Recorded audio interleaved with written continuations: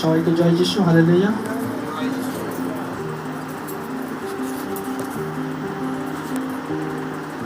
আজ তিনি আমাদেরকে ঘুম থেকে জাগিয়ে তার চরণতলে উপস্থিত করেছে, তার সঙ্গে যুক্ত করেছে। তার জন্য মহান ঈশ্বরকে অসংখ্য ধন্যবাদ জানাই। তার পুত্রকে জানাই অসংখ্য ধন্যবাদ, পবিত্র আত্মাকে জানাই অসংখ্য ধন্যবাদ। আজ এই বাক্যকে আশীর্বাদ করুক, এই বাক্য প্রত্যেকে হৃদয় অন্তরে যেন প্রবেশ করে। আজ বিশ্বাস করে এই প্রার্থনা যিশু নামে চাই, আমেন। কুশের উপরে 7টা বাণী ছিল, তাই তো? 2 নম্বর বাণীটা কি? 2 নম্বর বাণী কি? কে বলতে পারবে?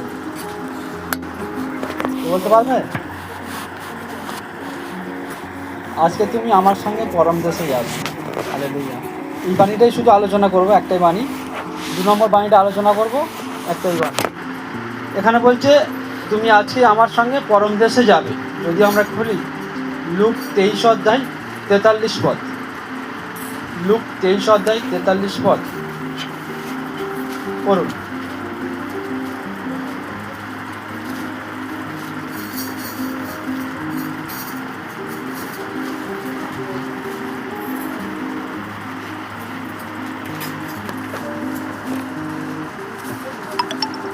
পড়ুন লুক 23:43।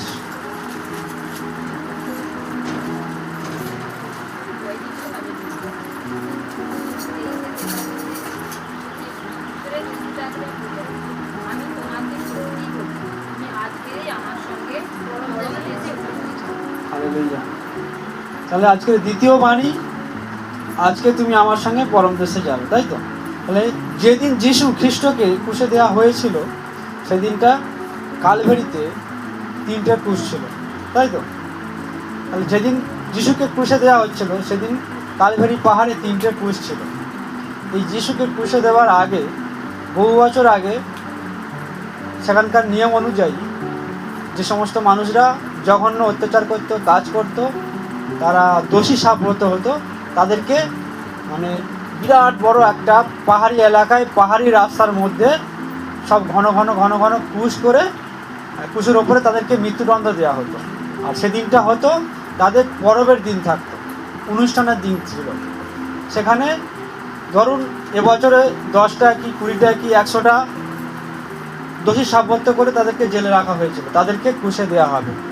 আর এই শাস্তি জঘন্যতম শাস্তি ছিল।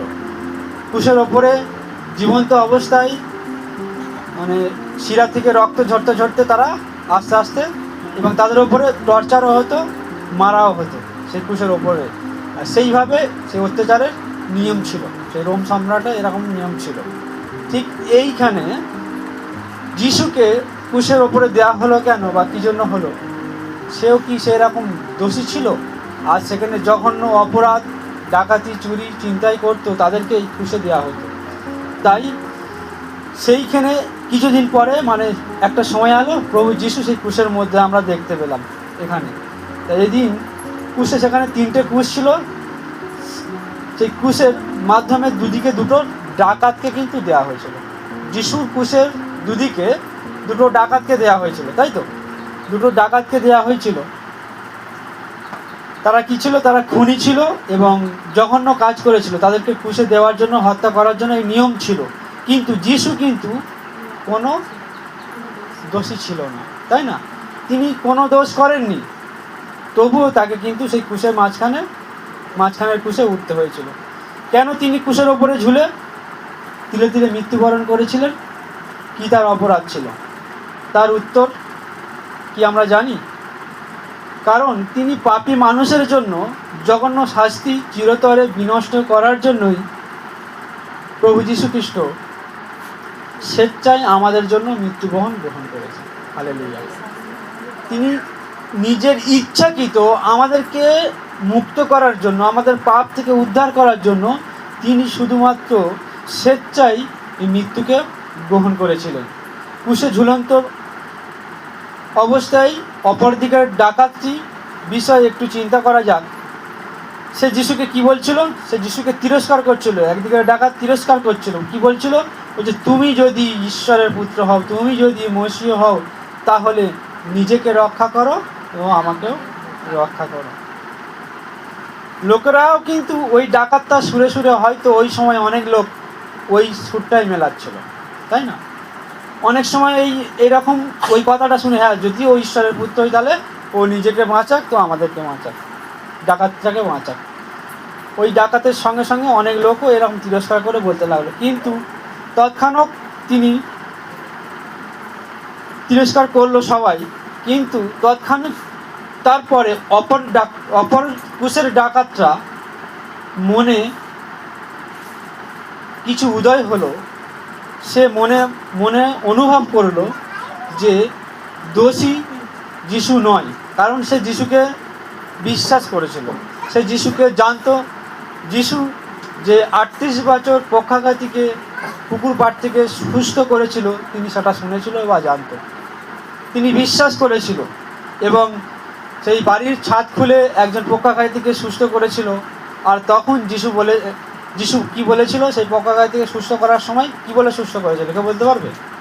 যখন 4 জন বয়ে আনছিল একজন অবশ রোগীকে, তোমার পাপ সকল ক্ষমা করা হলো। সঙ্গে সঙ্গে যখন এই কথাটা বলল, তখন সবাই চিৎকার করছিল, এবং ওখানে যে ফরিসিরা ছিল তারা সমালোচনা করছিল যে এই পাপ ক্ষমা কে করতে পারে, একমাত্র ঈশ্বর ছাড়া তো কেউ পারে না। আর তখন ডাকাতটা কিন্তু শুনেছিল, ডাকাতটা এই বিষয়টা জানতো যে পাপ ক্ষমা করতে একমাত্র ঈশ্বর ছাড়া পারে না। সেই জন্য সে যিশুকে বিশ্বাস করেছিল যে প্রভু তুমি যখন আবার আসবে তখন আমার কথা চিন্তা করো, তুমি তো চলে যাবে, তাহলে যাবে। সে জানে আজ আমি দোষ করেছি, আমি যে অপরাধ করেছি, আমাকে মৃত্যু হবেই। ডাকাতটা জানতো আমার মৃত্যু অনিবার্য, কিন্তু যিশু কোনো দোষ করেনি, তবুও তার মৃত্যু হবে। সেই জন্য জানছে সে যিশু স্বর্গে যাবে, সেই জন্য বলছে তুমি একবার আমার কথা ভেবো। সে বিশ্বাস করেছিল। তাহলে আজকে আমাদেরকে বিশ্বাস করতে হবে। হালেলুয়া। বিশ্বাস আমাদের কমে যাচ্ছে বলে আমরা ঈশ্বরের কাছ থেকে আশা শেষ করতে চলেছি, কারণ শয়তানের ফাঁদ আমরা কেউ বুঝতে পারি না। শয়তান বিরাট বড় ফাঁদ পেতে রেখেছে, আর সেই ফাঁদে আমরা পা দিচ্ছি প্রতিনিয়ত। কিন্তু কোনো অপকার্য যিশু না করেই তিনি তার কথা বুঝতে পারলেন, এবং তার সেই ডাকাতের কথা তিনি বুঝতে পেরেছিলেন, মনে প্রাণে বুঝতে পেরেছিলেন তার মৃত্যু অপরাধী। তাই সে যিশুকে বলেছিল, সেই ডাকাতটা বলেছিল যে আপনি যখন আপন রাজ্যে আসিবেন তখন আমাকে স্মরণ করিবেন।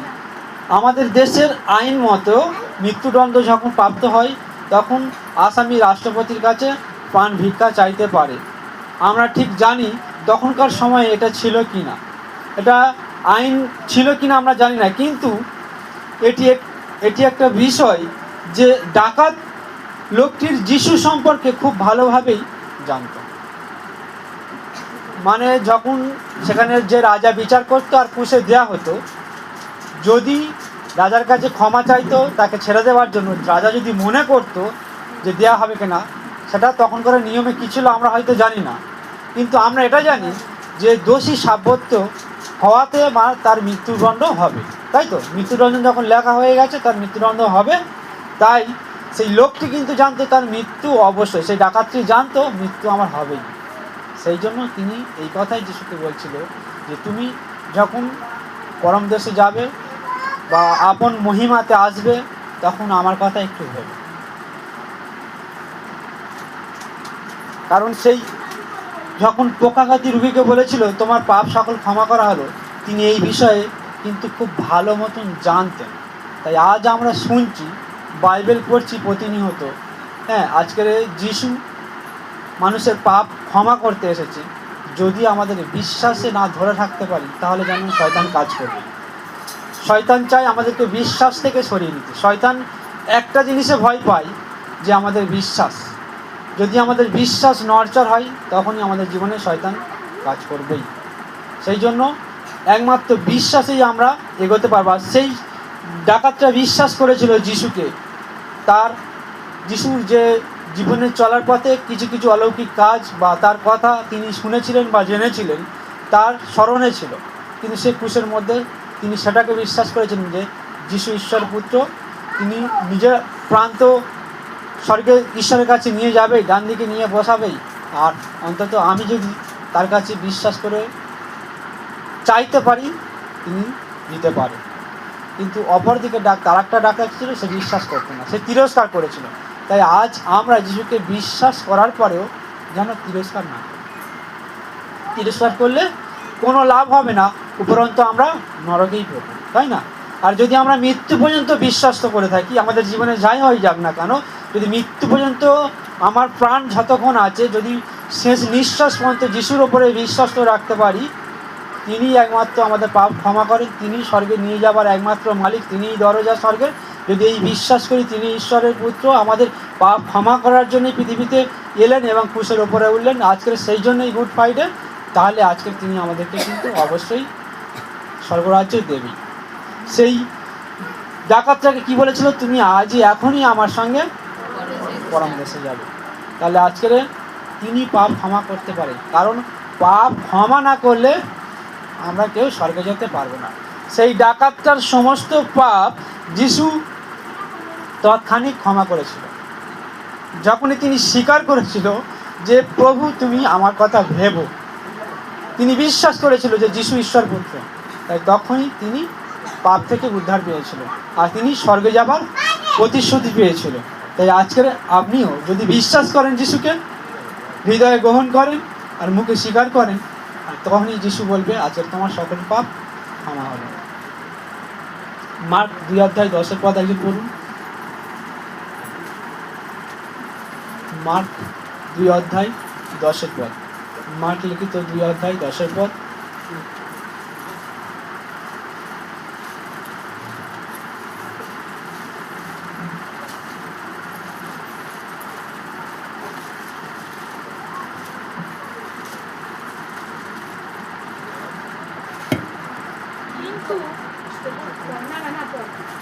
কিন্তু আপনারা যেন জানতে পারেন পৃথিবীতে পাপ ক্ষমা করবার ক্ষমতা মনুষ্যপুত্রেরই আছে। এই জন্য বলে তিনি সেই অবশ বলে তিনি সেই অবশ জুটিকে বললেন। হালেলুয়া। তাহলে আজকে কি বলছে, পৃথিবীতে পাপ ক্ষমা করবার একমাত্র অধিকার আছে মনুষ্যপুত্রের, ক্ষমতা আছে, তারই ক্ষমতা আছে যে পাপ ক্ষমা করবার। পৃথিবীতে কি বলেছে, পৃথিবীতে পাপ ক্ষমা করবার একমাত্র কর্তৃত্ব যিশুকে দেওয়া হয়েছে, যিশুর ওপরে আছে, আর কেউ পাপ ক্ষমা করতে পারবে না। আর পাপ যদি থাকে আমরা কেউ স্বর্গে যেতে পারবো না। তাহলে আজকের যিশু যখন পাপ থেকে ক্ষমা করবেন আর তিনি বলেছেন আমি তোমাকে স্বর্গে নিয়ে যাব, এছাড়া পরম পার আমাদের কি আছে, তাই না? তাহলে আজকের এই পরম দেশে যাওয়াটা একমাত্র যিশু দিতে পারে,